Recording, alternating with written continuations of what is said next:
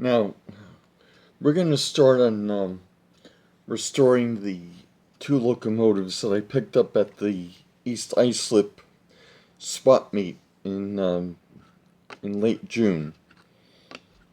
This is the GP9, and the cab part came off pretty easy. It has these very interesting. Oh, did I break one? Oh well. That's what you get with brittle plastic. Well, now it's 3 tabs that went right into this part of the shell over here. But since I've already lost one of the tabs, it'll be on the other 3 to keep things in place. The stanchions and the handrails are, they weren't really holding on to anything, and there are no stanchions. There's only one handrail for the side of the shell. They're only and you have the front. Okay, I'm gonna have to take these out of the box.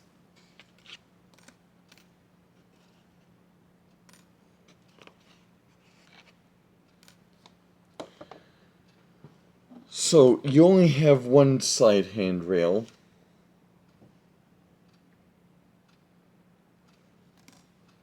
You have the front side handrails, and you have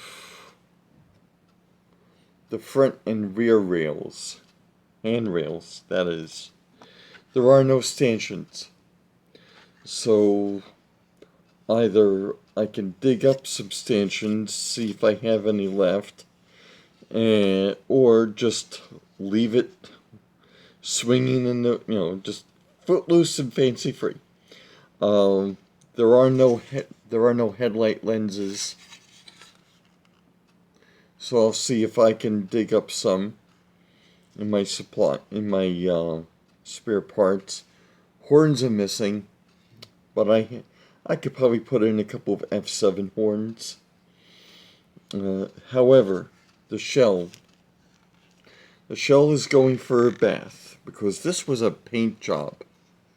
And if you could look very closely, you will see Southern Pacific on this side, and you could see, I'm going to shine it bright enough for you to see, Southern Pacific, hold on a second, yeah, Southern Pacific right over here. So this shell is going for a bath.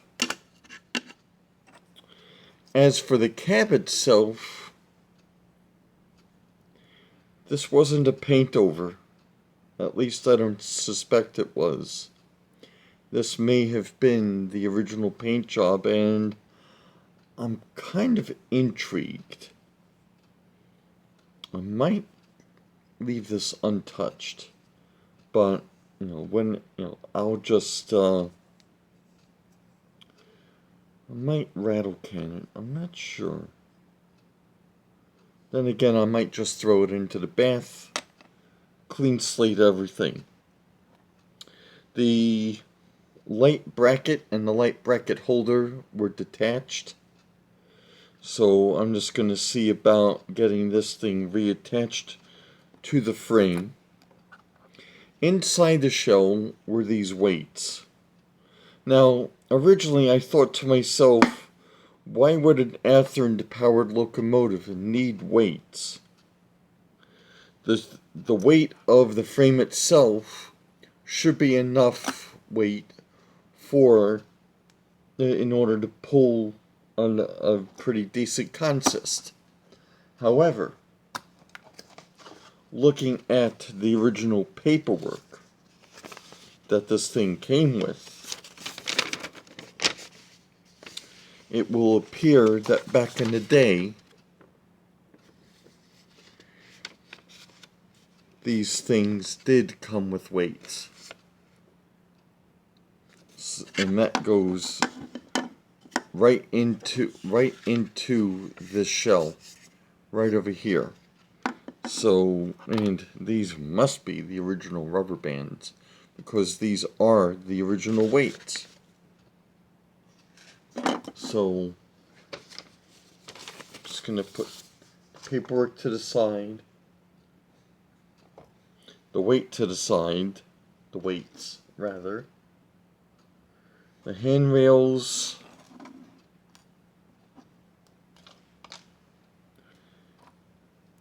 now we are going, now even though the light works, we are going to replace them with LEDs. That is, of course, that you know, I can just put some lenses in here. As for the motor itself, I haven't serviced it yet, but if you'll take a look,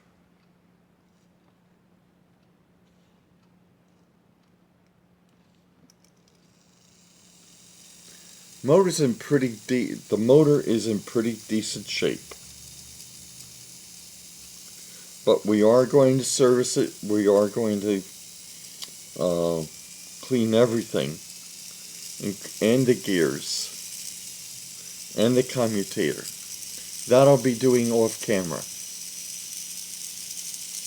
So I'll be right back.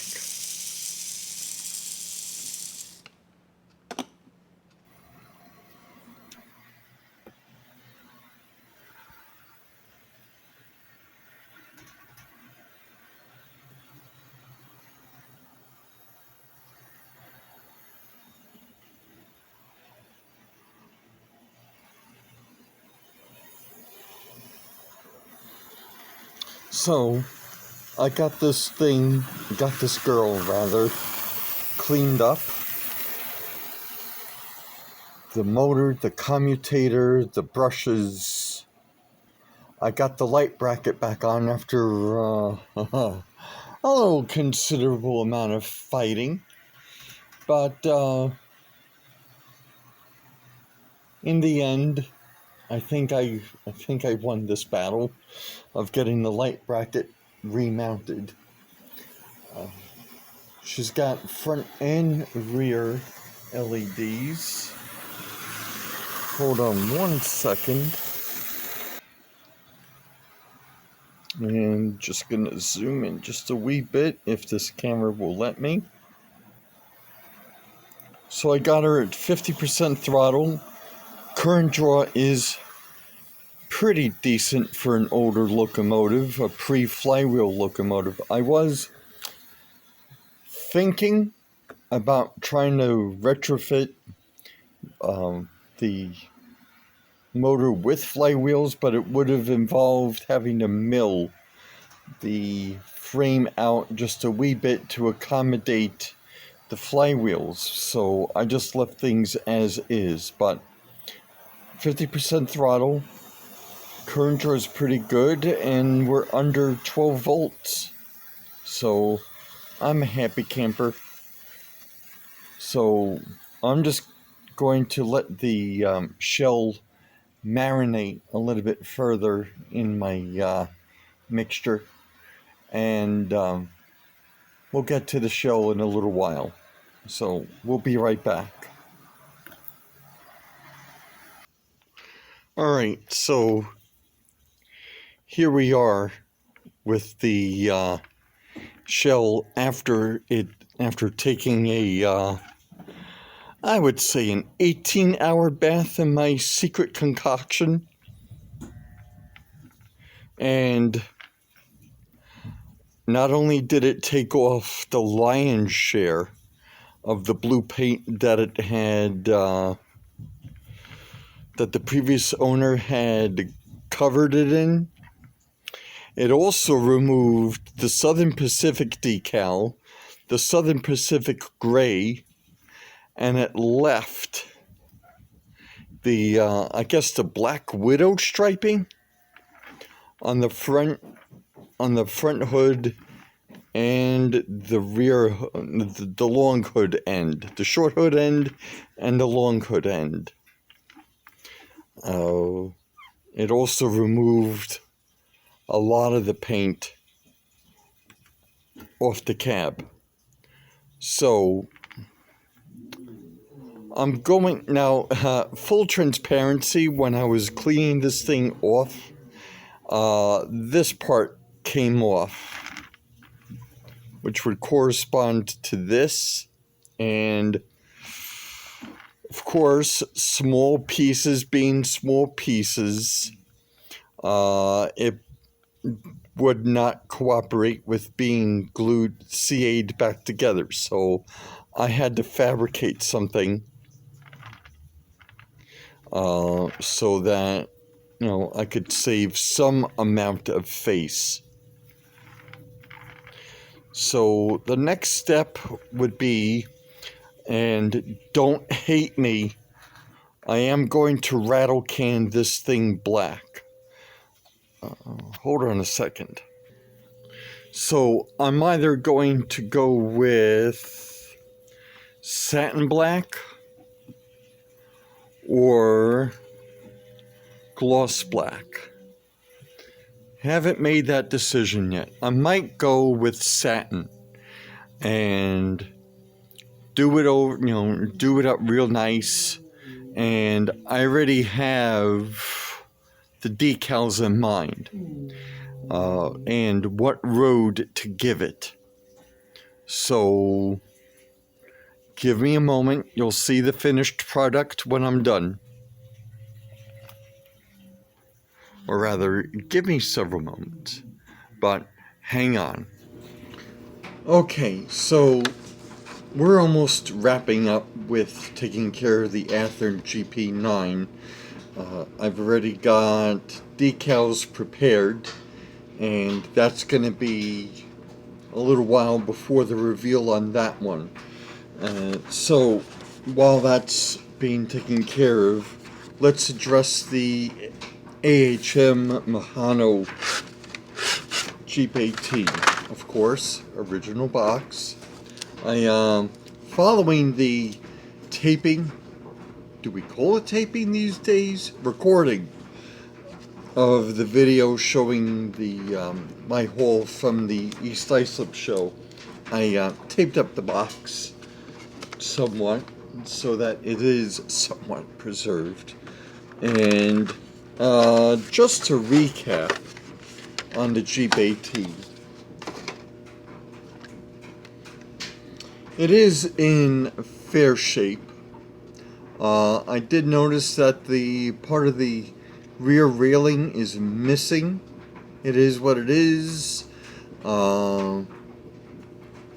Like the GP9, it was painted by its previous owner, and maybe you could see it, maybe you can't. I'm gonna hold on one second. Yeah, it's kind of faint to see that, and it's right around here, that it says Norfolk and Western. Now, I do, among other roads, I do model the Norfolk and Western, so why would you just deface a Norfolk and Western locomotive? It's over here also. So, I already know that this is a Mehano because it says made in Yugoslavia, even though you have the AHM logo right over here. It is a Mehano.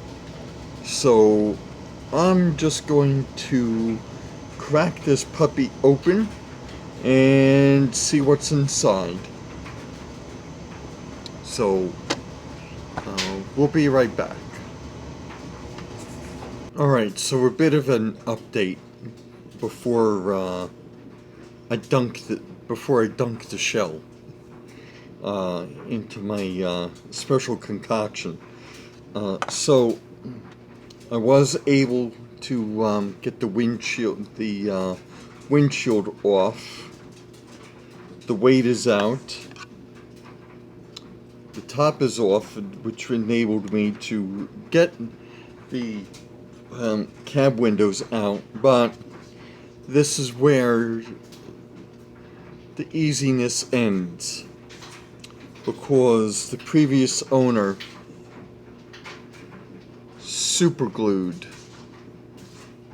right over here. This is the number boards and the short hood lenses. What was this guy thinking? So I gotta dunk this thing, and so I can get to work. As far as the frame itself, it is going to need a cleaning. Motor seems to be in pretty fair shape, but I am going to give it a once over. But yeah, fun stuff. Back in a few.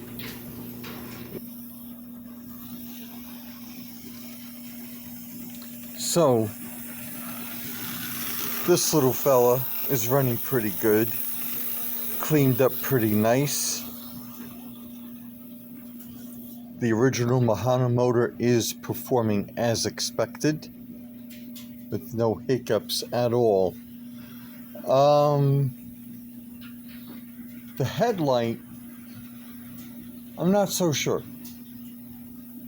I mean, it works, it kind of flickers, it wants to cooperate, but right now I'm not eager to replace it, nor am I eager to put in a rear light, because the shell needs to bathe. I mean, this previous owner, he really did a number, and if I can't get all this paint off, then I'm going to have to be creative, and I really don't want to have to add on another coat of paint. I really want to get this existing coat of paint off, but we'll see. Hold on a second, fellas. So, as you can see, I've got this thing running at 40% throttle. Current draw is just out of this world for a locomotive of this age, and the voltage, it's like sitting between 8 and 12, so it's like around 10ish.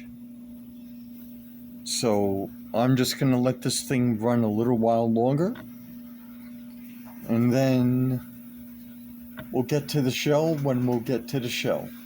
Hang on. So this is what I've done with the GP9 shell. As I stated earlier, I did rattle can this shell in satin black. Came out pretty good. And then I applied the decals. Given that I went with basic black, I decided to give it the old one of my original railroads, or rather one of the railroads I've been modeling since the days of my youth, Amtrak. But I am a very big fan of the Around the Layout podcast, hosted by Ray Arnott Jr.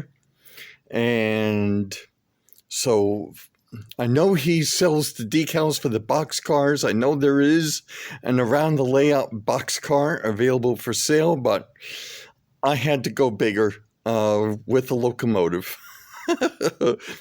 Ray, if you're watching this, I hope I've done you proud. Only slight thing is I do not have the stanchions.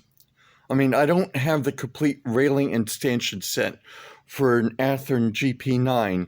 If anyone is out there and you've got a spare set of railings and stanchions for an Athearn GP9, please reach out to me. This way I can really put on the finishing touches. Now, as for the road number 2857, if you look on your phone, 2857 corresponds to ATLP. So I've got it on the number boards, and I've got it on the cab. Came out okay. Although I am going to have to speak with my printer about how black should be. I did have to, as far as the edges of each decal, I did touch them up with a Sharpie marker so that it stands out a little bit better. As for, now, I used the horns, the Athearn horns that could be used for F7s and for Jeep7s, but 9's just, but you know, it just fit in nice and snug with the Jeep9. The lenses, I had some spare lenses that were ideal for Athearn blue box locomotives that I bought off of eBay a long while back. So I am eager to get this girl married to its shell and see how she looks. Be right back. Alright, so we've placed the shell back onto the frame and chassis. I also made sure to put the weight back in to the to the shell, because apparently that's what came with it. Full disclosure, I had to do something a little fancy with the front and rear lights. It seems that the light bracket clip holder, this came off. I mean, it was loose from the frame, and I tried to put it back together, rejoin it, and for whatever reason, the light bracket holder just wasn't playing along. So the negative connection for each LED was soldered on to the bottom motor clip, since that's where the negative feed comes from, since the shell is metal, like all other other blue box Athearns. It gets its power from the frame, or at least the negative power negative comes from the frame. So I carefully soldered each negative connection to the bottom motor clip. So, without further ado, I've got the power pack, and I've got the power pack in the forward direction, and hopefully this won't be a blink and miss it sort of thing. So I'm going to try and get this camera to cooperate with me to just zoom in a wee bit. All right, forward.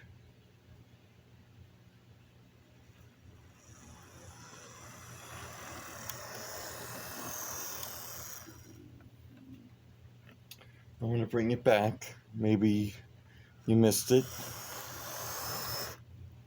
Oh, come now.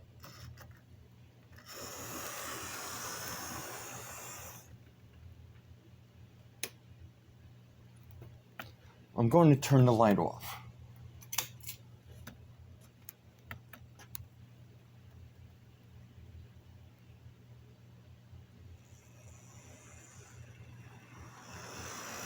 Forward. That's just me toying with the throttle. Don't worry about that. It wasn't a jerk. And now I'm going to put the power pack in the reverse direction.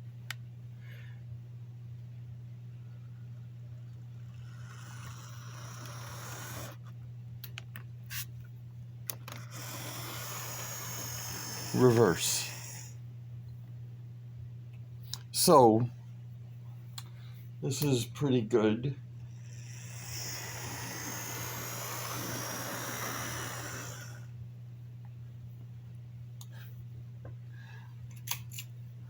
I'm a happy camper.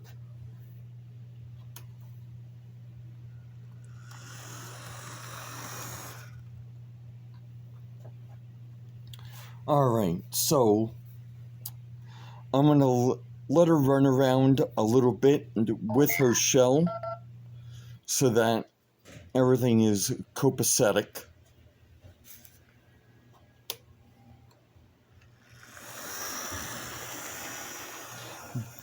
Not that I'm afraid anything will happen, but I just want to rule out any shorts.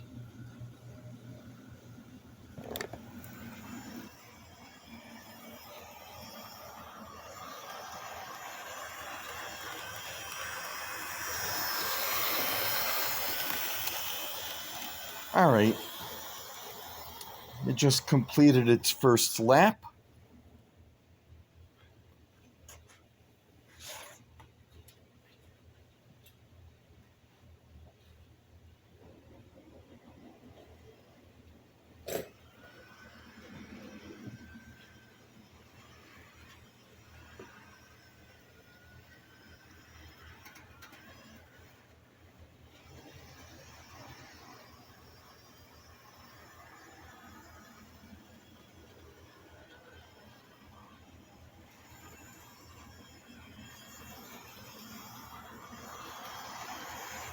And now it completed its second lap.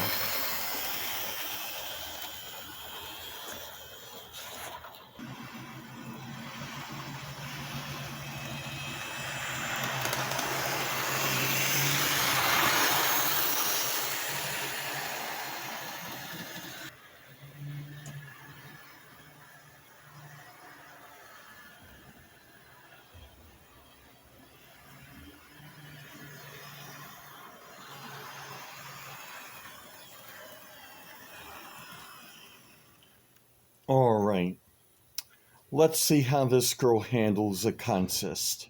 Be right back.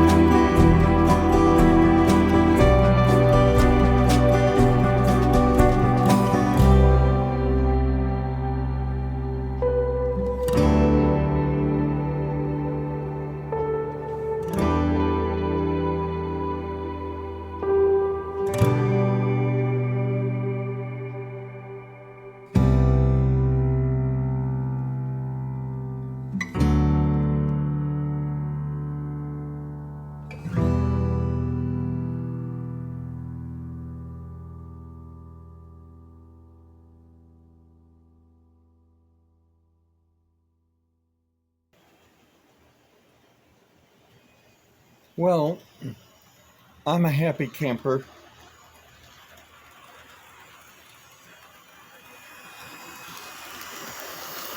She sure looks pretty in her livery. And I hope, Ray, if you're watching, I hope I did right by you, because I am a big fan of the podcast.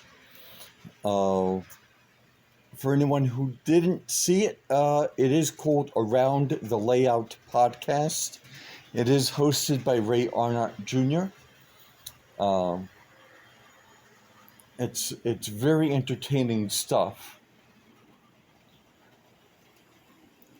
So I am going to continue on with the GP18. Stop this guy. Once around again. Why not? So, I'm going to continue on with the GP18, and then we'll see how that comes out. So we'll be right back. All right, so here's the GP18. After marinating in that bath for 12, maybe 15 to 18 hours in my concoction, and it just about, not only did it take off that quote end quote custom paint job, it also removed any trace of the Norfolk and Western decal work, or I mean, whatever was underneath that paint, it's gone. And this is what we have for the cab hood. So now, as for the number boards and the headlights on both the short and long hood ends, the paint's gone, which means it opens a door. It opens a door to put an LED right over here on the long hood end. I'm going to keep the original light on the short hood end. But the thing is that that mixture of mine was not strong enough to dislodge the plastic for the number board and the headlight lens. So when it comes to applying primer, and I am going to prime this, I'm going to have to be a little creative, so that I don't make the mistake of covering up what I've managed to uncover. So hold on to your hats. Okay, never mind what I said about trying to be creative with the headlight lenses and the number boards on each end of the shell, because with a little elbow grease, well, a lot of elbow grease, a carefully placed pliers, and a 17 blade X-Acto knife, I was able to get each piece out. So this is the rear, the high hood end, and this is, well, not high hood end, I'm sorry, the long hood end, and this is the short hood end. And thank goodness, can we focus? The lenses are intact, which means they didn't break off and are stuck inside the shell. I am now free and clear to prime the bejesus out of this shell. Well, not the bejesus, but you know what I'm getting at. So, we'll be right back. Okay, so this is what I've done with the GP18 shell. It took me a little while to figure out, to decide what exactly to give this thing, because I've done so many I've redone so many shells and Amtrak, and maybe it's give a couple of other railroads a chance, and I was against doing it all in black, and I was against doing other railroads like CSX or Norfolk Southern, or just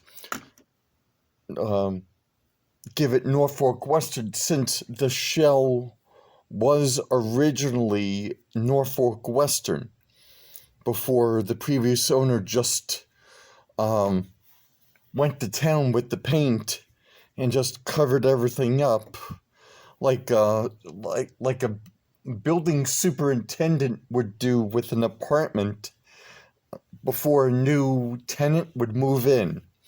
I'm not sure if any of you are out there with the experience that when you move into a new apartment, that there's just evidence that the super went to town with the white paint, and so much paint that it's difficult to control the light switches because it's all, the paint's all caked on and everything. Dude, easy on the paint. So I tried very hard to cut the decals very sharply, so that there really wasn't any trace of any white stuff from the edges of each decal. And I use what is it called? Koala brand decal paper, inkjet decal paper.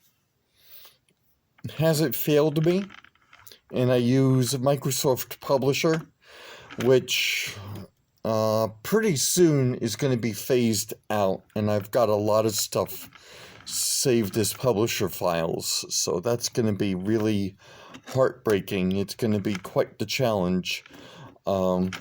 Now, as far as what I used to paint, hold on one second. So, as for the blue, I used Citadel Color Contrast Paint, Celestium Blue. I've used it a lot on my locomotives. I was turned on to Warhammer Paint by Elite 194, Matt Lentz, and the stuff is wonderful. So I used that for the blue. For the yellow, I used Apple Barrel Yellow Flame. And for the black, where is it? Is it here? One moment, please. I used Craft Smart satin acrylic paint, black. So everything came out really nice. Since the horn was missing, I used an Athearn horn, 40001. Yeah, it may not be the correct horn, but you know what? This is my locomotive, so I'll give it whatever horn I feel like giving it, within reason, of course. So there we are. And now I am going to marry this shell to the frame and the chassis. So we'll be right back. Well, here we are in the layout. So, full transparency. The front headlight, which is the existing headlight, was not replaced with an LED because I'm trying to figure out how Mehano wired these things, because I'm trying to figure out, and you're more than welcome to post this in the comments. I welcome the comments. I'm not exactly sure where the front headlight exactly wires into, so that I can replace it, because there is a wire because these wires lead to the wipers, and I'm just trying to figure out what the correct wire is that I can just remove those. The underneath is a red and white wire. One red controls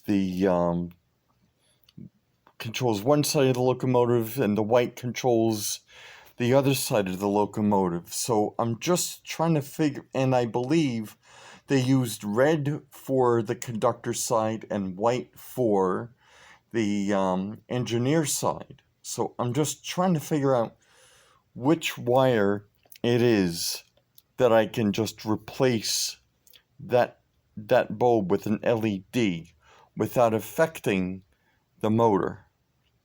But on the bright side of things,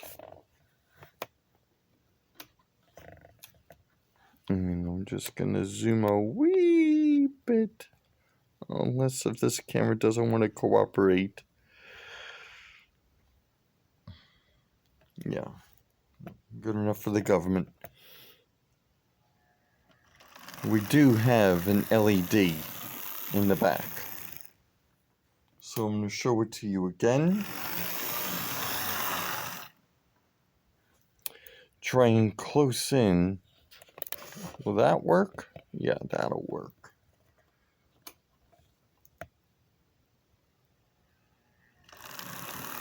There we go. So I'm going to hook some coaches up to it and see how she runs. Be right back.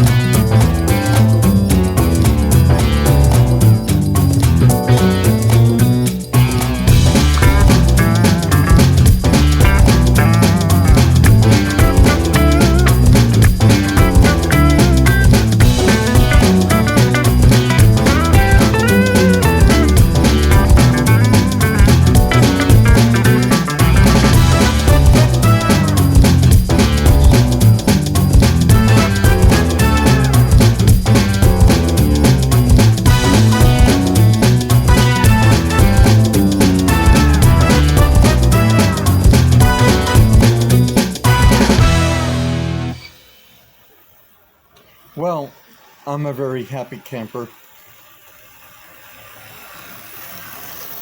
I'm glad the restore went pretty good, except for the front headlight.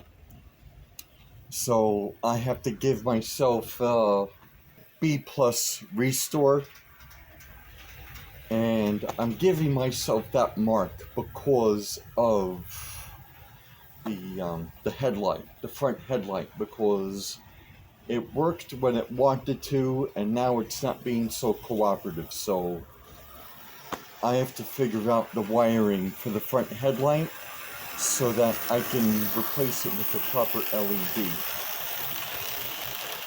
So, with that being said, I wish to thank my subscribers for their continued support.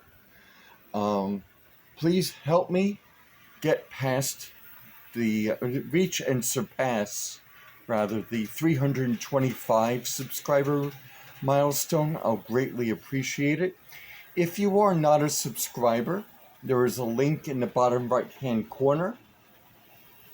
Please like and share this video, and as always, thank you so much for stopping by. I'll see you soon.